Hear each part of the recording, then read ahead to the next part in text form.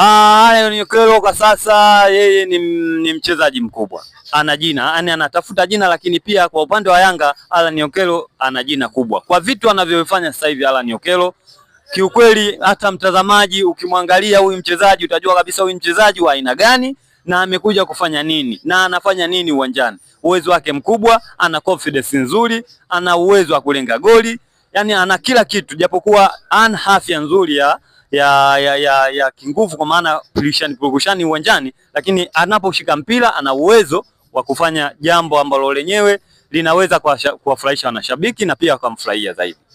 Alan Okello kwa sasa yeye ni mchezaji mkubwa, ana jina, yani anatafuta jina, lakini pia kwa upande wa Yanga Alan Okello ana jina kubwa kwa vitu anavyofanya sasa hivi. Alan Okello kiukweli, hata mtazamaji ukimwangalia huyu mchezaji utajua kabisa huyu mchezaji wa aina gani na amekuja kufanya nini na anafanya nini uwanjani. Uwezo wake mkubwa, ana confidence nzuri, ana uwezo wa kulenga goli, yani ana kila kitu, japokuwa ana afya nzuri ya kinguvu, kwa maana purukushani uwanjani, lakini anaposhika mpira ana uwezo wa kufanya jambo ambalo lenyewe linaweza kuwafurahisha wanashabiki na pia kumfurahia zaidi.